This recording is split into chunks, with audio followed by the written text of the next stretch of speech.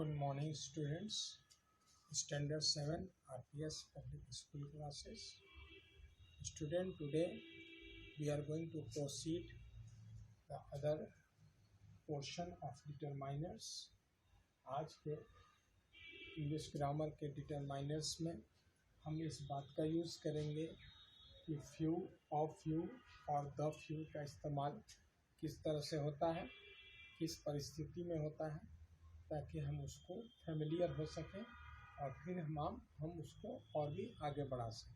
ठीक है, तो students, few, of few, the few, पिछले में हमने लिटिल के बारे में, लिटिल द लिटिल के बारे में बताया। उसी तरह few, of few, the few में ये किस काइंड ऑफ डिटरमाइनर्स में आते हैं?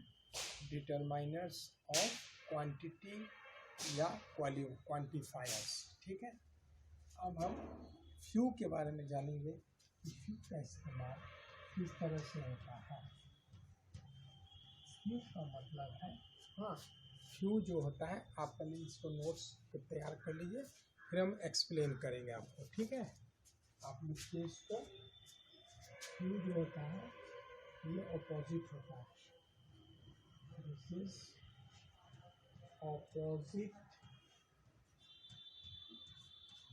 opposite of many. Opposite of many refers to a number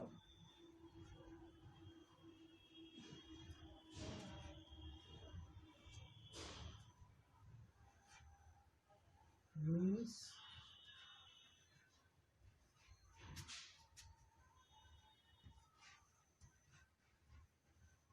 practically none.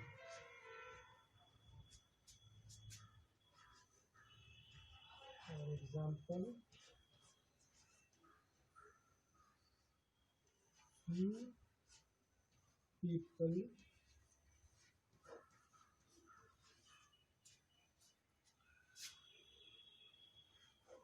here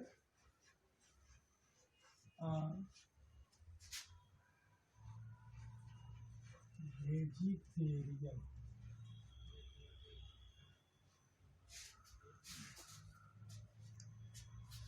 इसमें देखिए, इस फ्यू के बारे में हम लोग जान रहे हैं क्योंकि किसी डिटरमाइनर्स में डिफ्रेंशिएट करना ज़रूरी है कि किसका मीनिंग क्या होता है और किस परिस्थिति में उसको करते हैं। ठीक है, जैसे फ्यू का है, फ्यू का मीनिंग क्या हो गया यहाँ पर?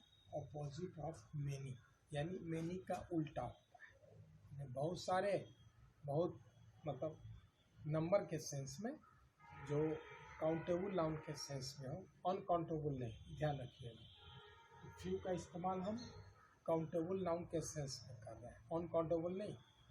तो मेनी का जस्ट अपोजिट फ्यू होता है। दूसरा पॉइंट को ध्यान से देखिए, रेफर्स टू ए नंबर, यानी यह संख्या को डिनोट करता है, यानी थोड़ा हो चाहे ज़्यादा हो। थोड़ा के सेंस में अगर हम फ्यू करते हैं तो उसका नंबर के सेंस में होता है, लेकिन यहाँ पर फ्यू का मतलब है प्रैक्टिकली नन।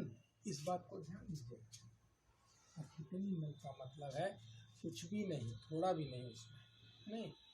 तो इसका एग्जाम्पल से आपको और क्लियर होगा। एग्जाम्पल में कहा जा रहा है few people here are vegetarian, यानी कोई पार्टी चल रही है और उस पार्टी में कुछ लोग आए हुए हैं जो खा रहे हैं, मतलब पार्टी में शरीक हो रहे हैं। और पार्टी में जो खाना होता है वेजिटेरियन, नॉन वेजिटेरियन।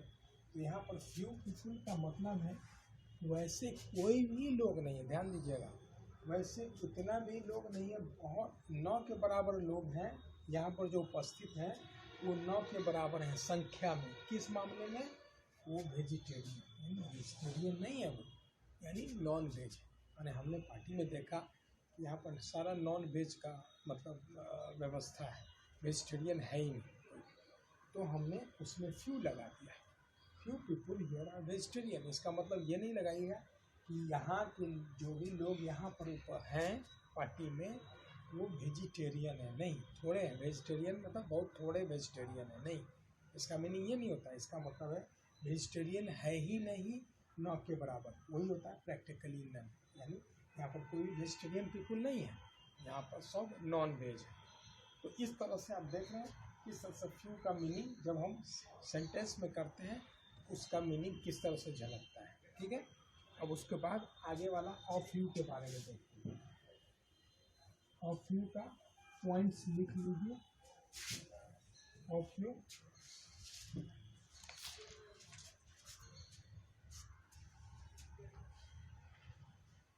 इसमें ए लगा दीजिएगा।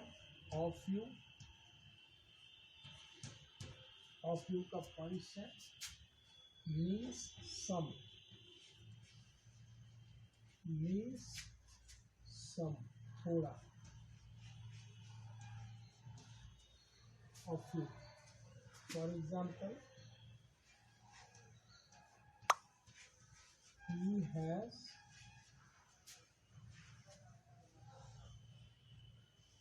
a few friends, दिया हुआ है ऑफ फ्यू। ऑफ फ्यू एक नया वर्ड आया फ्यू के बाद, और ये क्या दर्शा रहा है, इसका मतलब है मीन्स सम, यानी थोड़ा, यानी he has a few friends. आप बोलते हैं ना he has a few friends, तो he has a few friends का क्या मतलब है, he has a few friends का मतलब है कि आप यहाँ पर क्या शो कर रहे हैं कि उसके पास जो दोस्त हैं वो कम संख्या में, थोड़ी संख्या में, उसको आप लोग बोलेंगे। तो यहाँ पर ये फ्यू का झर क्या इसका इंडिकेट किया, सम, थोड़े हैं, ज़्यादा नहीं है। तो इसमें he has a few friends हमने कर दिया। अगर इसमें ए हटा देते हैं, मान लीजिए इस ए को अगर हम हटा दें, डिलीट कर दें, तो क्या होगा, ही हैज़ फ्यू फ्रेंड्स का मतलब उसके पास कोई दोस्त है ही नहीं, प्रैक्टिकली नन, जो हमने पहले वाले बताया। तो इस तरह से ऑफ फ्यू का मीनिंग आप समझ गए हैं।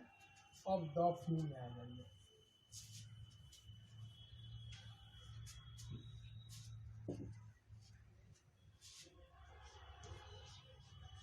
द फ्यू, अब इसका लिटरली मीनिंग्स लिख लीजिए। द फ्यू का all there is,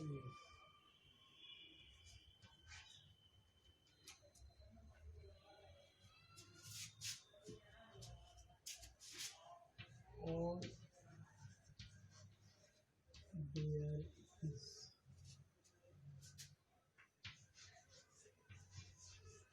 Mohan gave away the few clothes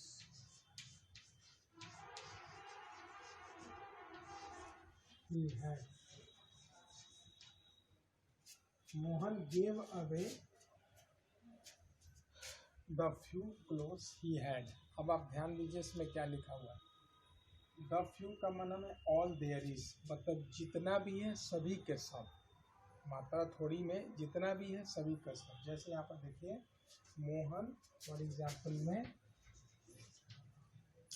Mohan gave away the few clothes he had, यानी मोहन ने जितने भी गेव अवे, सभी के सभी, यानी ऑल देयर इज, उसके पास जो भी थोड़ा बहुत क्लोथ्स थे, फ्यूए संख्या में थे, सभी के सभी उसने द फ्यू, यानी पूरे, मतलब थोड़ा ही था लेकिन पूरा के सेंस में उसने दे दिया जो भी उसके पास था क्लोथ्स, ठीक है। इस तरह से आप इसकी मीनिंग को समझ गए। इस तरह से तीन तरह का आप मीनिंग समझे, few, of few, the few. Few, of few, the few किस तरह से डिफ्रेंशिएट हुए हैं और किस तरह से आपने जाना है, क्योंकि सेंटेंसेस में आप ध्यान देते होंगे ये सब आप पूछेंगे आप क्यों, क्या काम आता है। जैसे आप हायर क्लासेस में जाएंगे तो बहुत सारे आपको कॉम्प्लेक्स सेंटेंस आएंगे, सेंटेंस में जहाँ पर ये सारे चीज़ मौजूद रहेंगे। तो अगर आप इसका अंतर जानते रहिएगा तो आप अच्छी तरह से उसको डिफ्रेंशिएट कर सकते हैं. You are very much capable to differentiate all the three things if all are present here. So this contains your qualities. इसलिए इस चीज़ को आप लोग ध्यान रखेंगे कि जब भी आप इसको करेंगे, एक सेंटेंस के रूप में अगर उसको याद रखते हैं, फ्यू को कैसे इस्तेमाल किया हमने और फ्यू को हमने किस तरह से इस्तेमाल किया, द फ्यू को किस तरह से सेंटेंस में हमने इस्तेमाल किया, तो आपके दिमाग में हमेशा रहेगा.